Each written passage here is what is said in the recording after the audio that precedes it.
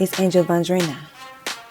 It's your girl, Angel Vandrina. Would it be? The letter V. Angel Vandrina. And we about to get It's Angel Vandrina. Angel Vandrina. It's Angel Vandrina. And we about to talk. What's good, you guys? It's your girl Angel Vandrina with another episode of Hood Hype, where we bring you guys random content and whatever we want to talk about, okay? Today, we're going to go ahead and bring you guys another episode of Monogamy, where things is just getting absolutely crazy, and the season finale is coming soon, okay?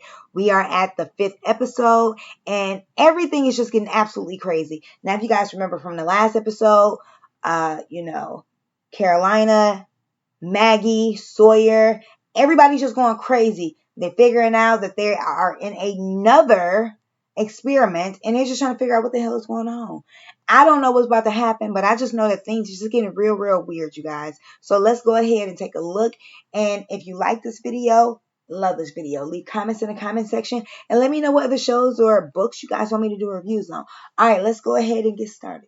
All right, guys, so this episode starts off with Sensei and Connor. They're having a conversation, but it's more so an argument.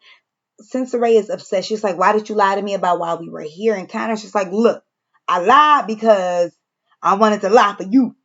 I lied for you. And she's just like, nah, you lied for you.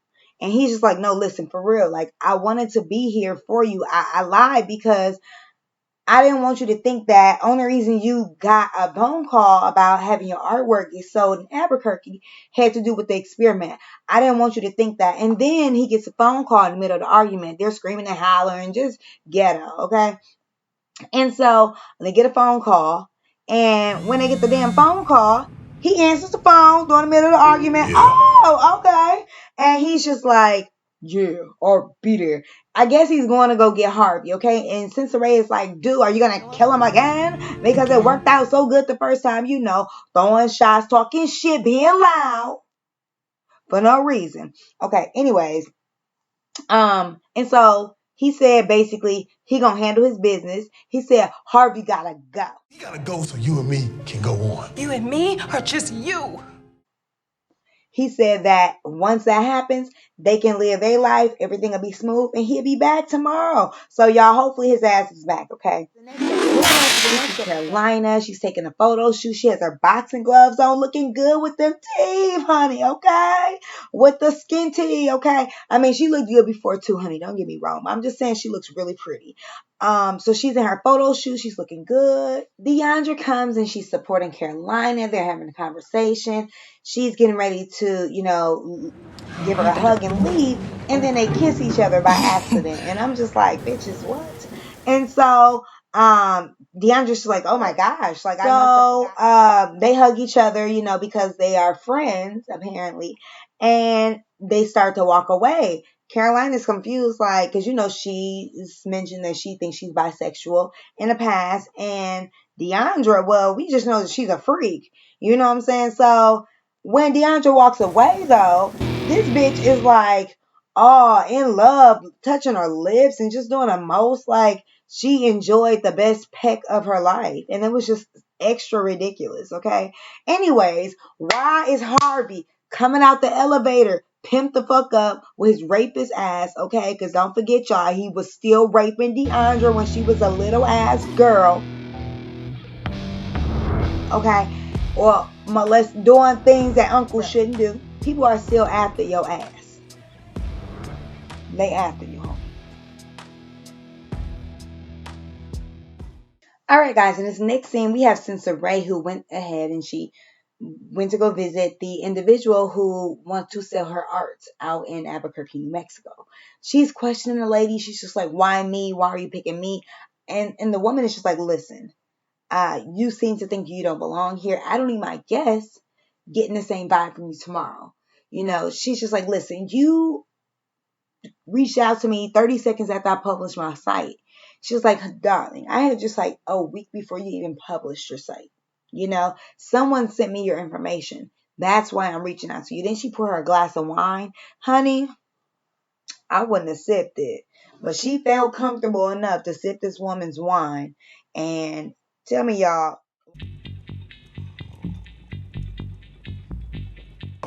why she passed out. I'm just kidding. Okay, I'm kidding.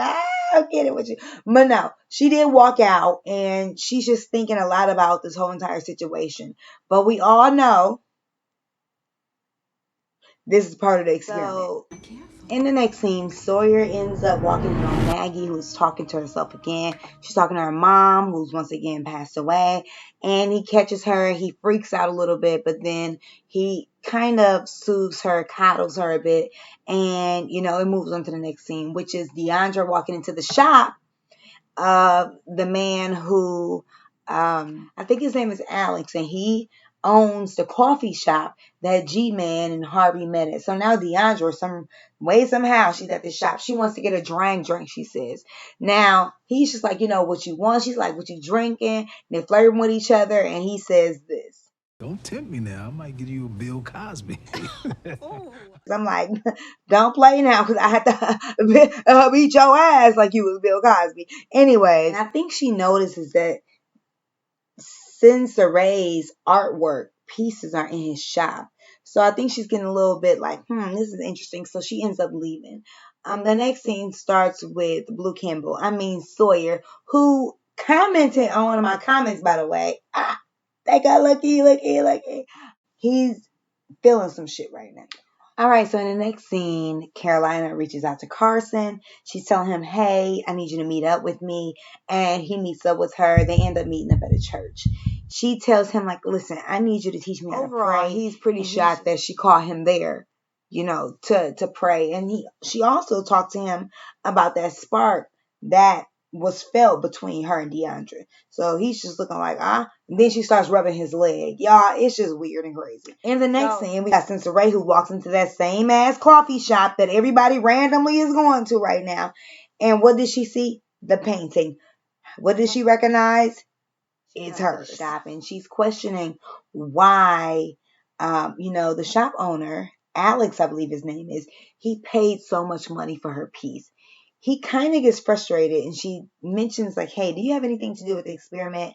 Even though we all know her ass ain't supposed to be talking about it. He says, I know what you're talking about. I know what you're speaking of, but no, not in this lifetime. But he's acting extremely suspicious. The way he was treating Deandra versus the way he was treating Sensei, it was a little odd. But you can kind of tell that he's a fan of Sensei's. But like experiment-wise, like you can tell like it's something, some shit is going on with him. Something is going on with the librarian woman who was just like, okay. Like, the bitch was weird altogether. I seen her vibe up and down, honey. Weird. Since Ray ends up leaving after that. And, I just feel like everybody's being watched. Ooh, child. Now, Maggie is going crazy. See her mama again. Basically, her mama tells her, long as you got a baby, you going to keep seeing my ghosts, okay? Period, poo. Next scene, we see Connor. Got Harvey on lock, like, got the gun pointed at him, like, what's good? Clickety clack. Who pulls up? G-Man with the vehicle, like, he didn't even say nothing, just motion for Harvey to move.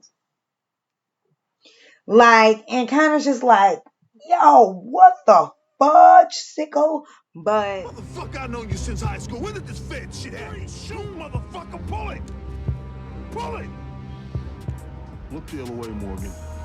Either way, Harvey's shit is going down. They're talking about listen, I didn't think that this Geo Trust shit that that Carson was talking about was really big, but they saying that Harvey is a small piece of a bigger picture.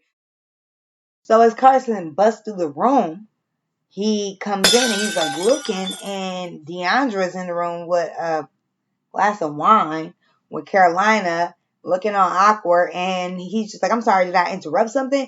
And she's like, no, they're talking, and Deandra hair's all messed up, and she's just like, listen, Carolina thinks that we should have a pod, and he's like, what's a pod? She grabs his hand, bring everybody close, doing a little kissy kiss, getting a little freaky freak. I guess a pod is a threesome. I don't know. Y'all let me know in the comment section. But yes, they about to get ready and get it cracking. And I'm just like, is this how threesomes work? Because This shit looks awkward as a motherfucker. All right, we got in this next scene, guys. The last scene, Sawyer is trying to break into Maggie's computer.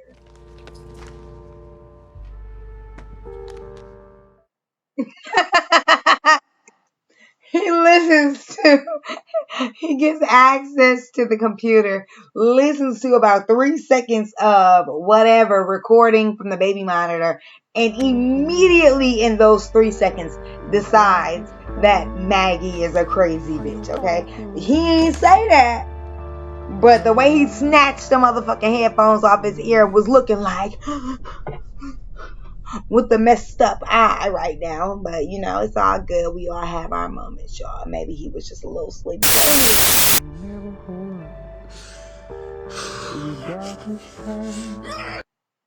Whoa. So that I didn't expect like the end of the episode for him to be squealing and screaming Maggie. Did y'all? Yeah, Maggie's crazy. You decided to have a baby with a crazy bitch, and now what happened? All right, guys. Well, once again, another episode of Hood Hype. If you like this video, love this video, leave comments in the comment section and let me know what other shows or books you guys think I should do reviews on. This is crazy, you guys, and we only have one more episode to the season finale. Actually, the next episode is the season finale, so make sure you guys stay tuned. I'm here with you. It's your girl, Angel Von Dream. We were living a dream that never came true. Well, if it's the end of our fairy tale story,